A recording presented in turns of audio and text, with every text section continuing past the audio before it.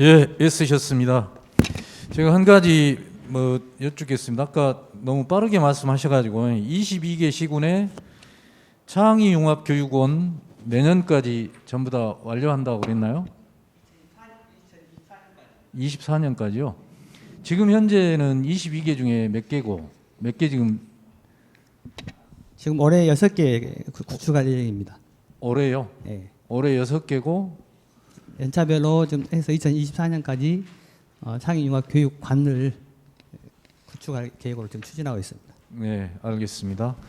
질문 어느 분이 준비하셨나요? 예, 전중호 선생님. 네, 정책연구소의 전중호입니다. 저는 두 가지 질문 드릴 건데요. 이 인공지능 기반 에듀테크가 교육 전방위적으로 아마 후에는 그렇게 갈 거라고 이렇게 보입니다만, 기존에도 저희가 어떤 이런 효율적인 아니면 새로운 시스템, 업무 개선을 할 수 있는 이런 것들이 많이 있었습니다.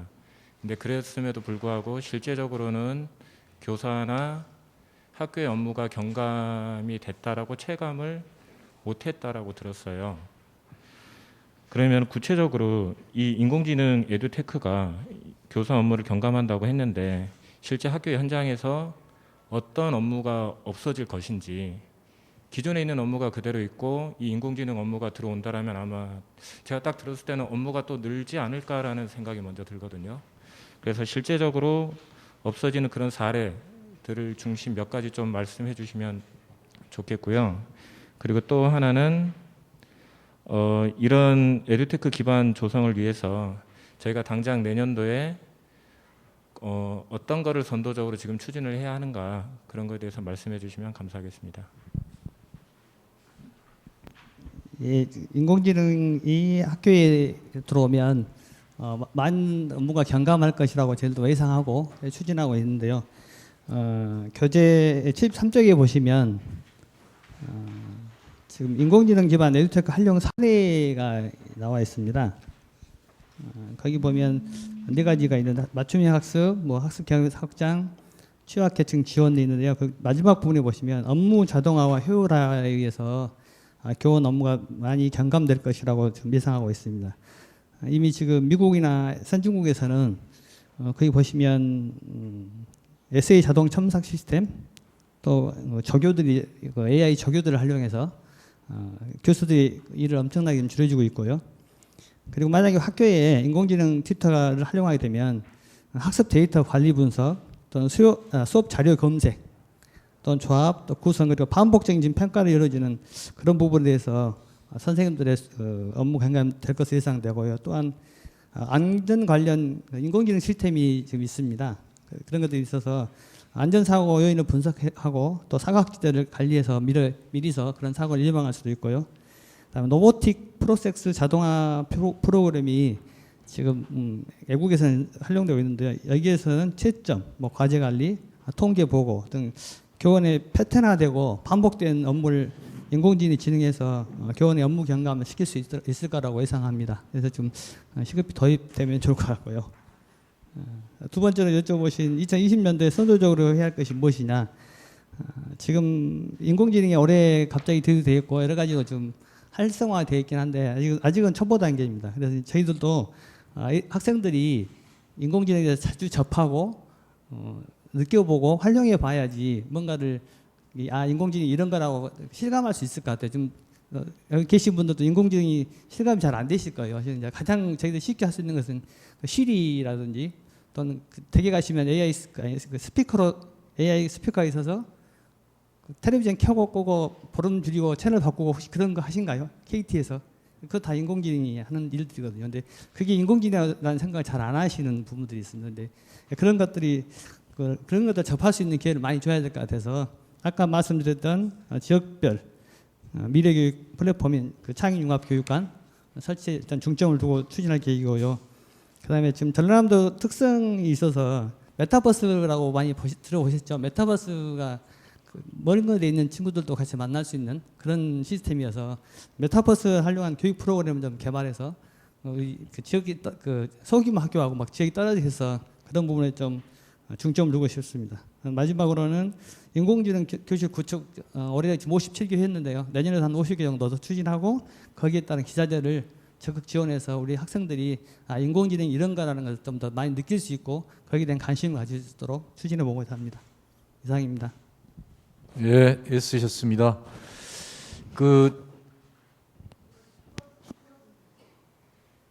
추가 질문 있어요? 예. 지금 자료 72페이지에 보시면 AI 기반 에듀테크가 있는데 저희 전남교육청에서 별도로 AI 기반의 에듀테크, 그러니까 예를 들면 경남교육청이 지금 하고 있는 아이톡톡 같은 별도의 플랫폼을 구축할 계획이신가요?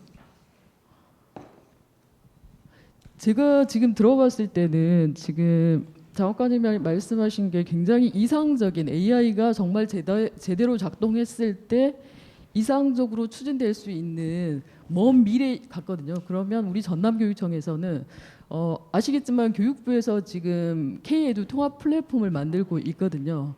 그런데 그것과 별도로 전남교육청에서는 별도의 인공지능 기반의 에듀테크 플랫폼을 만드시겠다는 얘기인지 그게 궁금합니다. 예, 저희들이 지난 7월에 네이버하고 업무 협약을 맺은 게 있습니다. 그래서 아까 전남 창의융합교육원에 전남 교수학 지원센터가 그 시스템이 구축되어 있거든요. 그게 하고 저희들 MOU를 맺어서 지금 거기에 그 네이버 웨일원이라는 그런 브라우저가 있거든요. 우리가 지금 주로 쓰시는 것들 그 브라우저가 그냥 윈도우즈 그 브라우저 쓰시잖아요. 익스플로. 근데 그가 똑같은 네이버에서 만든 그 네이버 웨일원이라는 웨일이 있습니다. 그래서 웹 브라우저를 연동시켜서 저희만의 그 데이터 구축할 수 있고 그 네이버 웨일을 통해서 그 전남 교수학습센터를 접속할 수 있는 현재 지금 그 구축을 하고 있거든요. 그래서 11월 말쯤에는 그것이 구축이 되면 우리 선생님들이나 학생들이 거기에 들어가서 그 자료를 받는다 그러면 그런 데이터들이 축적이 될 겁니다. 그건 하고 있거든요, 저희들이. 그래서 이제 인공지능의 가장 큰 그 뭐냐면 데이터 구축이거든요, 실은. 데이터가 없으면 인공지능이 작동할 수가 없습니다. 그래서 지금 어제 국감에서도 그 경남 그 교육감님이 이제까지 구글이나 MS가 다 가져갔던 데이터를 우리 국산의 데이터를 구축하겠다. 그러면서 지금 경남은 연에 한 50억 정도 계속 아마 4월 돈을 투자해서 구축하고 있거든요.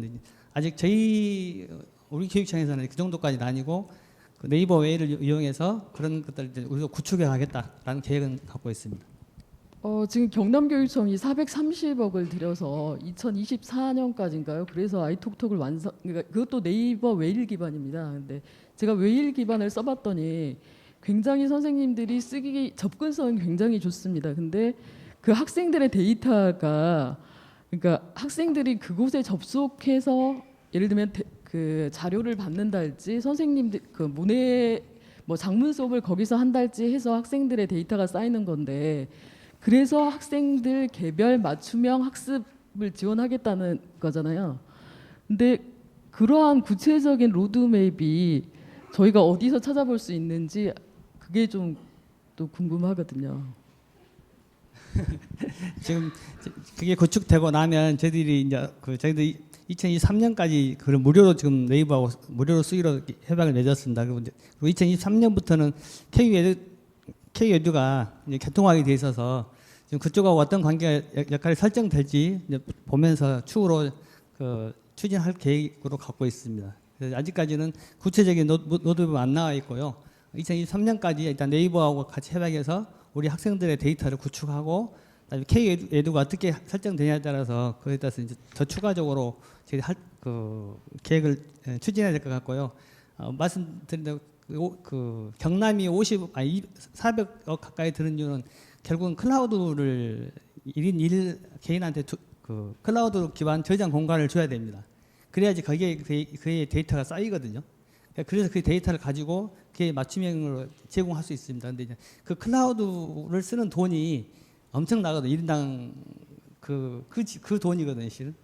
KU도 마찬가지입니다. 전남도 그걸 하려고 하면 클라우드 기반의 그 학생들 1인당 저장 공간을 확보를 해줘야 됩니다. 그 돈이 비싸지 이렇게 뭐 플랫폼 만들고 그런 것들은 생각보다 이렇게 돈이 안 들거든요. 근데 이제 그 데이터 공간을 1인당 얼마를 줄 것이고 어떻게 관리할 것이냐가 경남처럼 돈이 많이 들어가냐, 뭐 적게 들어가냐. 그래서 지금 KU에듀도 돈이 엄청 많이 들거든요. 왜냐하면 거기도 이렇게 1인당 그 클라우드를 그 공간을 주겠다라고 지금 추진하고 있어서 그런 부분에서 좀 돈이 너무 많이 들어서 우리 교육청에서 추진할 때 조금 문제가 있어서 지금 아직은 그런 과감하게 도전을 못 하고 있습니다. 예, 잘 애쓰셨고요. 들었습니다. 그 이제 네 분들 자료를 내주셨는데 방법은 두 가지입니다. 그냥 질문만 받고 질문에 답을 하는 것을 할 수도 있고요. 그 다음에 한 2, 3분, 한 3분 정도의 요약 발표할 수 있는 시간을 달라면 3분 정도 요약 발표하고 질문 이렇게 받고 이렇게 두 가지 경우인데요. 혹시 요약 발표하실 분 계신가요? 네, 그러면 바로 질문 받도록 하겠습니다. 앉아 있는 순서대로 우리 혁신교육과 김유동 선생님한테 질문 어느 분이 준비하셨나요? 네, 최민상 선생님. 제가 하겠습니다. 예, 안녕하십니까? 예, 정책연구소 파견교사 최민상입니다. 전남 미래교육을 위해 교육지원청의 본질적 역할은 무엇이며 현실화하기 위해서 어떤 노력들이 필요하다고 생각하시는지 말씀해 주시면 감사하겠습니다. 예, 좋은 질문 고맙습니다. 사실 그 문재인 정부 들어서도 그렇고 우리 사회가 계속 발전하면서 자치와 분권의 시대로 가고 있습니다. 아시는 것처럼 교육과정도 이제 지역화해야 한다는 국가주도 교육과정을 넘어서 교육과정의 주요 내용이나 그 소재를 지역의 내용으로 채우려고 하는 시도들을 하고 있습니다. 이제 그런 차원에서 저희가 마을교육 공동체도 활성화하고 있고 지역의 교육 거버넌스를 구축하기 위한 노력들도 하고 있습니다. 이제 그런 과정에서 봤더니 그러면 지역에서 지역교육청이 지금 현재 구조로 지역교육 거버넌스를 구축하는 중심에 설 수 있는가, 교육자치를 실현할 수 있는 청으로서의 기능이 가능한가, 이런 질문을 던졌을 때 매우 미흡하고 실질적으로 교육 거버넌스를 구축하는 데 있어서 교육지원청이 핵심적인 역할을 할 수 없다. 우리가 흔히 하는 말로 자치란 무엇일까요? 자치란 자기 지역의 문제를 스스로 결정하고 판단하고 그것을 실행하고 할 수 있어야 됩니다. 그런데 현재 지금 교육지원청은 교육부와 시도교육청, 학교 사이에 하급 행정기관에 머물러 있습니다. 그런 관계로 혁신교육지원청을 생각하고 있고요. 그 혁신교육지원청의 핵심 과제가 교육장님들한테 그렇게 할 수 있는 권한을 드려야 한다고 보고 있습니다. 그래서 교육장님께 인사권을 더 드린다든지 재정의 자율성을 부여한다든지 하는 부분하고요. 일정 정도 교육부와 시도교육청에서 내려가는 어떤 정책을 상당 부분 자율성을 부여할 수 있을 정도로 조직 개편이나 이런 것이 필요하다, 이런 생각을 하고 있습니다. 그것을 통해서 학교 자치가 가능할 수 있도록 학교의 업무를 이렇게 교육지원성이 지원한다든지 학교 자치가 가능하도록 선생님들의 역량을 키운다든지 교육지원청을 통해서 여러 사람들이 학교와 선생님 간에 또 마을, 지역 간에 만날 수 있는 어떤 플랫폼 기능을 할 수 있다고 보고 있습니다. 그런 상상을 하면서요, 지금 혁신교육지원청에 대한 TF를 한 6개월 동안 운영을 했고 1차 중간 보고를 마친 상태입니다. 올 하반기가 지나면 구체적으로 교육지원청이 어떻게 좀 앞으로 혁신돼야 될 것인지, 우리 미래교육을 가는데 그것을 실행할 수 있는 청으로서 어떤 모습들을 제시할 수 있을 것 같습니다. 기대해 주시고요, 또 관심도 가져주시기를 부탁드리겠습니다. 고맙습니다. 예, 이번에는 학생 심리 정서 회복 지원 방안에 대해서 민생과 질문 준비하신 분, 오재영 선생님 준비하셨네요. 예, 그 두 가지 질문 중에 두 번째 하겠습니다. 그 현재 각 지역에 아동 청소년 유관기관이 많이 있습니다. 군청 같은 경우에는 뭐 주민복지관할지 노인아동과, 경찰서 여성청소년계, 청소년 상담복지센터, 지역아동센터, 뭐 쉼터 등등. 이 아동 청소년 관련해서 이렇게 연계랄지 정보 교류가 매우 필요하고 중요하다고 생각하는데요. 실제로 지역에서 협력이 잘 이루어지는 것 같지는 않습니다. 각각 벽이 있어서요. 그래서 이런 협력이 잘 이루어질 수 있도록 할 필요가 있겠는데 이에 대한 어떤 고민이랄지 혹시 생각하고 계신 방안이 있다면 말씀해 주시면 감사하겠습니다. 네, 답변 드리겠습니다.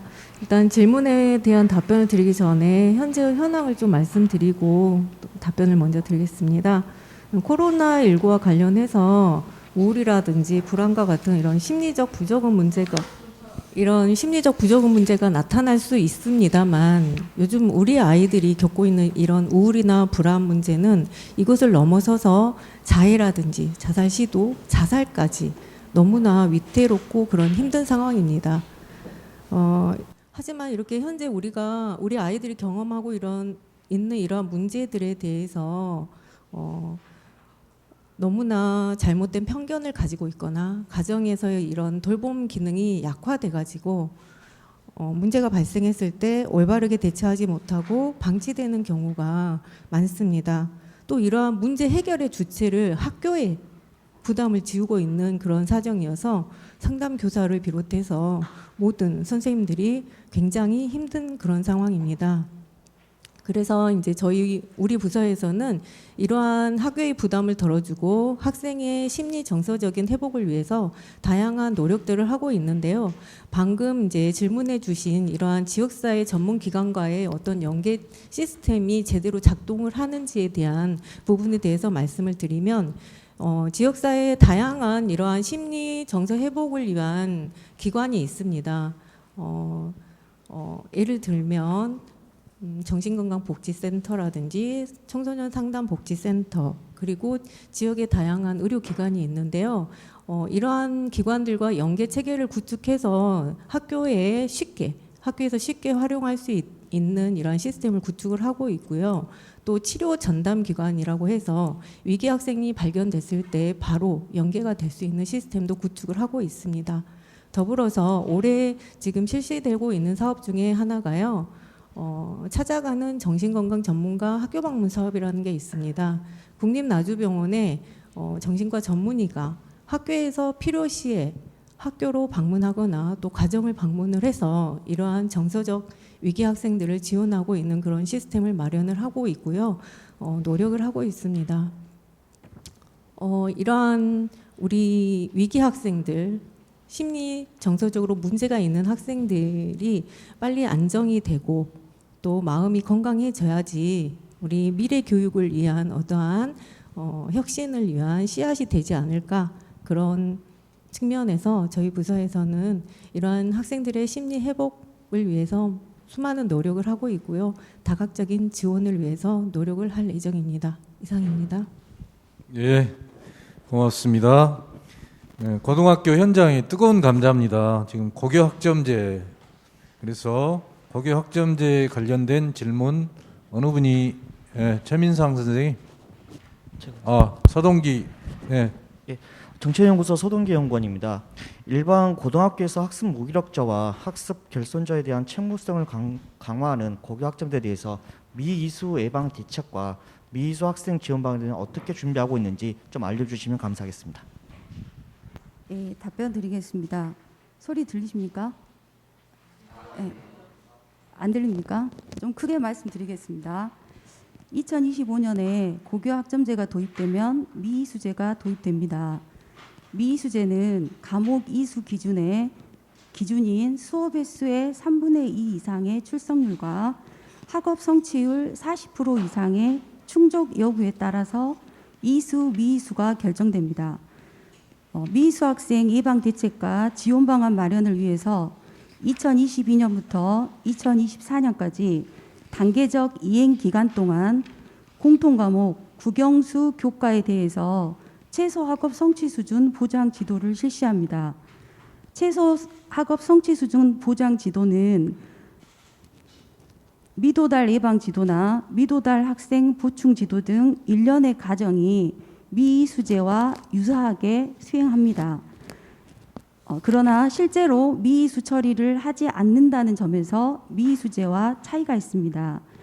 내년 초에 교육부에서 최소학업 성취 수준 지도에 대한 공통 가이드라인이 발표가 되면 학교 현장을 지원하기 위해 최소학업 성취 수준 진술문, 그리고 예시 문항, 또 관련 교원 역량 강화 연수, 또 보충 프로그램 등을 개발해서 지원책을 마련해 나갈 계획입니다.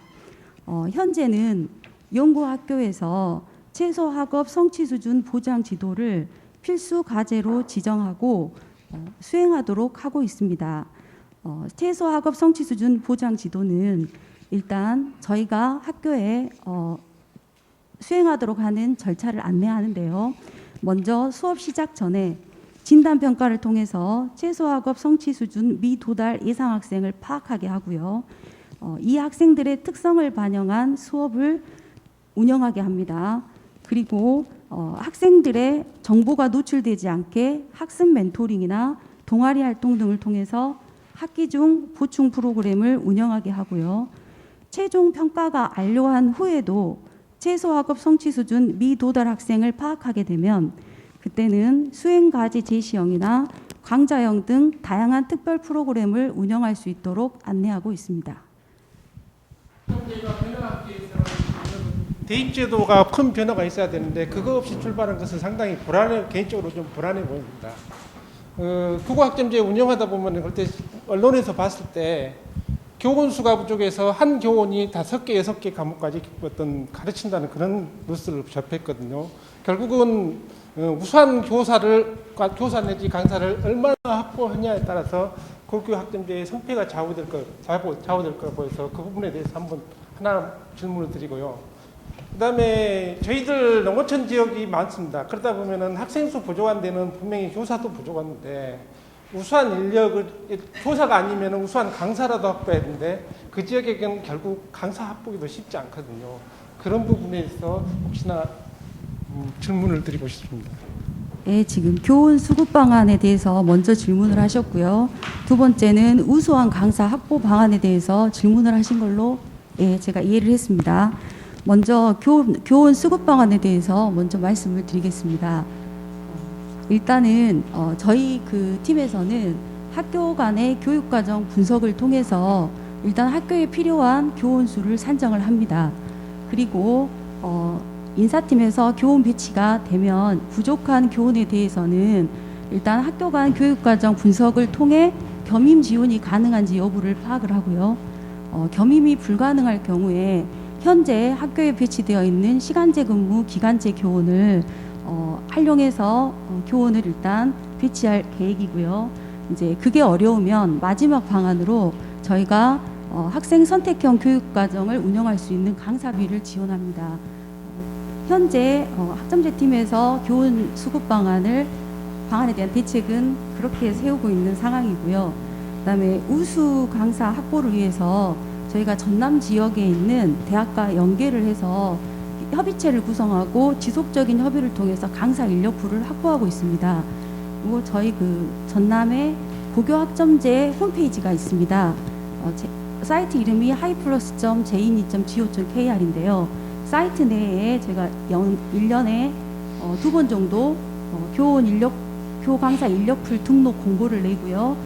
그분들이 회원 가입을 해서 교강사 인력을 등록하도록 하고 있습니다. 그런데 저희가 작년 올해 이렇게 운영을 해보았더니 현재 인력풀에는 150명 이상의 강사분들이 이제 등록이 되어 있습니다. 근데 문제는 그분들이 학교 현장에 갔을 때 실제로 수업과 평가 방법, 즉 학점제와 관련된 평가 방법에 대해서 잘 모르시더라고요. 그래서 지금 현재는 그분들을 등록하기 전에 사전에 교수학습 방법에 대한 연수를 이수할 수 있도록 프로그램을 개발해서 내년에는 연수 이수자에 한해서 등록을 할 수 있도록 안내할 예정입니다. 예, 고교 학점제 관련해서 교사 부족 부분은 교육부가 25년까지 한시적으로 정원의 기간제 교사 인건비 지원을 하겠다라고 지금 계획을 가지고 있기 때문에요. 그것은 이제 크게 염려 안 하셔도 될 것 같습니다. 마지막 새로운 교육 공간을 만드는 것도 굉장히 중요합니다. 그래서 최민상 선생님 질문 준비하셨나요? 바로 하시죠. 예. 예, 제가 질문을 준비했다기보다는 제가 대신 질문을 전달하겠습니다. 미래 교육을 위해서는 과거와 다른 교직원들의 어떤 전문적 학습 공동체가 되어야 하고, 또 학생과의 관계 속에서도 예전에는 통제 중심 뭐 이런 거였다면 지금은 소통, 협력이 참 중요시되는 미래 교육에서는 중요시하다고 여겨집니다. 그를 위해서는 공간의 효율적 재배치에 대한 문제도 중요하게 대두되는데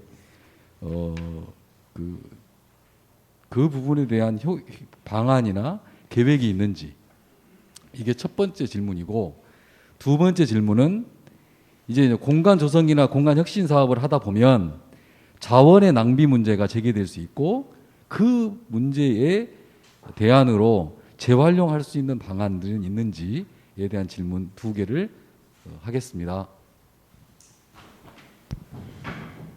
예, 대신 질문해 주셔서 대단히 감사합니다. 사실 학교에 나가서 지금 사용자 참여 공간 혁신 및 학교 그린 스마트 미래 학교를 하다 보면 지금 현재 말씀하셨던 학생들의 또는 교사들의 공동체뿐만 아니라 교육적인 요구를 담은 여러 가지 공간에 대한 이런 새로운 요구들이 굉장히 많습니다. 그렇게 이런 학생들이나 교직원들, 사용자들의 의견을 담아서 저희들은 사전 기획이라고 하는 사용자 참여 설계 기간을 반드시 할 수 있도록 하고 있습니다. 그것은 저희들이 뭐 임의로 하는 게 아니고 건축서비스산업진흥법 제22조 2항에 의해서 공공건축을 하는 데 있어서는 반드시 사전기획을 해야 되고, 거기에는 사용자가 참여할 수 있도록 이제 법이 개정되어서 모든 학교 건물 또는 공공건물을 하는 데 있어서는 그 과정을 거치도록 하고 있습니다. 저희 도교육청에서는 꼭 그린 스마트 미래학교뿐만 아니라 시설과나 다른 어떤 직속기관에서 만드는 장애융합센터라든가 도서관 또는 중개축의 모든 학교까지도 지금 이 사전기획을 반드시 할 수 있도록 하고 있고요. 이것은 전국적에서 이렇게 모든 학교가 하게 하는 것은 굉장히 가장 먼저 시도를 하고 있다라고 저희들은 자부하고 있습니다. 그래서 그런 공간들이 사용자들이 요구하는 협력을 위한 공간 또는 소통을 위한 공간, 그리고 저학년이나 초등학생은 놀이나 쉼의 공간, 또 중학교나 고등학교 같은 경우에는 고교학점제나 자유학기제를 통한 이런 선택형의 공간, 자기들의 그룹의 공간 또는 유용한 교실 공간들을 통해서 학점들을 수행할 수 있는 이런 교육적인 정책에 따른 공간들을 많이 필요로 하고 있는데요. 아까 말한 그런 사전 기획이나 사용자 참여를 설계를 통해서 건축가와 함께 어떤 공간이 교육적으로 필요하고, 우리는 어떤 교육 활동을 하고 싶고, 우리는 어떤 교육 방법으로 학교 교육을 하고 싶은지에 사용자 요구를 받아서 반드시 그것을 설계에 반영하도록 하고 있습니다. 이런 제도적으로 보장된, 그리고 건축가를 지원하는, 그리고 사용자들이 함께하는 이런 절차나 이런 것들을 저희들이 안내를 하고 그런 공간들이 만들어지도록 하고 있습니다.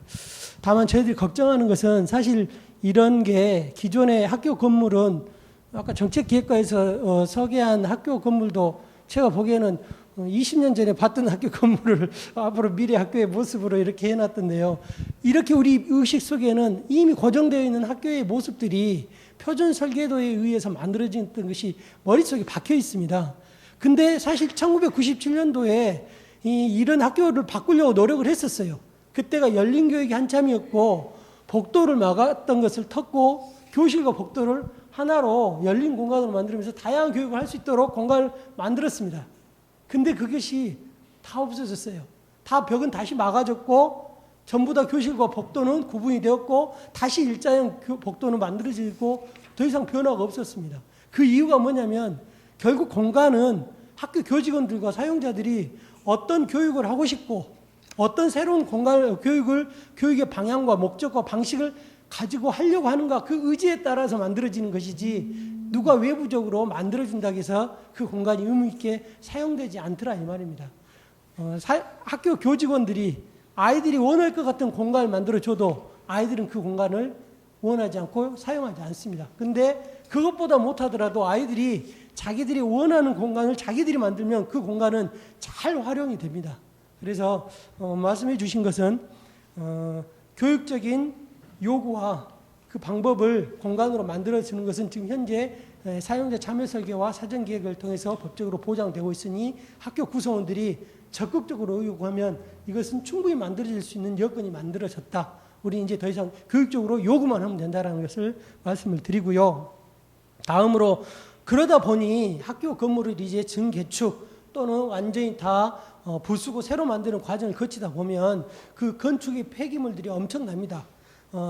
저도 이제 이런 것들을 어떻게 처리하는가 지금 먼저 물어보고 왔는데요. 일단 과정이 이렇습니다. 새로 증축을 하기 위해서는 학교 건물을 완전히 다 없애는데 그 전에 학교가 사용할 물건들 또는 귀자재들 또 이런 것들은 전부 다 학교의 모듈러 교실이라든가 또는 별도의 공간에다가 다 옮겨서 사용을 하고요.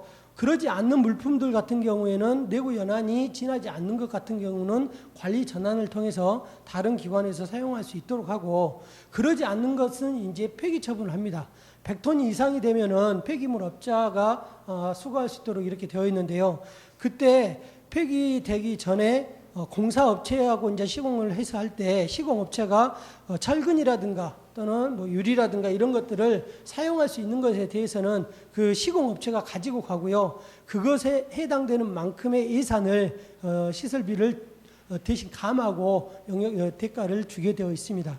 뭐 그 외에 여러 가지 환경 물품이나 이런 것들 같은 경우에는 폐기물 처리법에 의해서 이렇게 처리를 하고 있습니다. 그 가슴 떨리는 이 가을밤, 오늘 내가 꼭 이 이야기를 안 하면 잠을 이룰 수 없을 것 같아 해가지고 혹시 질문이나 의견하실 분 계신가요? 예. 학습 결손과 관련해 가지고요. 제가 초등학교 선생이어서요. 지금 이 학습 결손 문제는 저희가 생각한 것보다 훨씬 심각하다고 생각합니다. 그리고 이 결과는 앞으로 예를 들면 초등학교 1, 2학년 같으면 10년을 두고 계속 나타날 거거든요. 한 번 빠졌던 이 부분을 채울 수가 없기 때문에 그렇습니다. 자, 그러면 이것을 채울 수 있는 사람은 저는 초등학교를 예로 들었습니다. 담임 선생님밖에 없다고 봐요. 왜냐하면 그 여러 과목에 걸쳐서 어디가 부족하고 뭐가 안 채워졌는지를 판단할 수 있는 사람은 담임 선생님밖에 없습니다. 그런데 지금 현재 학교 구조는 정규 수업 끝나면 보충 수업이나 돌봄으로 보내야 돼요. 그래서 담임 선생님들이 어떻게 할 수 있는 시간이 없습니다. 제가 봤을 때는 어떤 다른 프로그램을 돌려서 이것을 보충한다고 하는 것은 사실 극히 제한적이고 효과가 미미하다고 봐집니다. 그래서 전 초등학교 같은 경우는 정말 결단을 해서 한시적으로라도 적어도 담임 선생님이 하루에 뭐 30분이 됐든 뭐가 됐든 전체 아이들의 진단에 이런 것을 파악해서 그것을 보충해 주지 않으면 상당히 이 결손 결과가 좀 만회하기 쉽지 않다, 이런 판단이 들어서 한번 제안을 드려봅니다. 과에서 적극 검토해 주시기 바랍니다. 마무리하겠습니다. 예? 잠을 못 잔다고요? 예, 그러면 1분. 예, 알겠습니다. 1분 동안 정책기획관에서 오늘 발표해 주신 전남 미래교육의 방향과 추진 과제의 의의를 보면 10년 넘어 미래로는 슬로건이 있습니다. 저는 이 말이 매우 중요하다고 생각이 드는데, 기존에 저희들이 2010년부터 시작되었던 혁신 교육이 10년이라는 강을 거쳐오면서 많은 장점도 있고 성과도 있고 또한 한계도 있습니다. 저는 이것이 전남의 미래 교육에 어떻게 반영이 되고 또는 어떤 그때의 한계점이 무엇이었고 이런 것들이 명명하게 좀 밝혀지도록 되어서 지난 혁신 교육이 전남의 미래 교육에 있어서 뿌리가 되는데 큰 의미가 있었으면 좋겠습니다. 자칫 잘못하면 꼭 그것이 의미 없이 사라져버리면 꼭 10년이 돼버리지 않을까라는 여러 가지 우려와 걱정이 좀 들어서 결론적으로 말씀드리겠습니다. 예, 고맙습니다. 같이 모이는 것은 시작이고 함께 있는 것은 발전이라고 합니다. 같이 일하는 것은 성공이라고 봅니다. 이 말을 한번 새겨보면서 내 일만이 아니라 우리의 교육을 같이 고민하는 협업의 서막이 시작되는 오늘 포럼이 되었으면 합니다. 특별히 끝까지 이렇게 애쓰신 우리 중앙고 학생들한테 박수 한번. 이 희망 포럼을 하기 위해서 2달 전부터 열심히 우리 총감독 김미전 차관님한테도 격려의 박수 한번 부탁드립니다. 사무실 가실 때 반드시 가을 하늘 한번 쳐다보시고요. 주변에 그 들꽃들도 한번 보시고 이렇게 근무처로 이렇게 가시면 좋겠습니다. 이상으로 제17회 전남교육 희망 포럼 문을 닫겠습니다. 고맙습니다.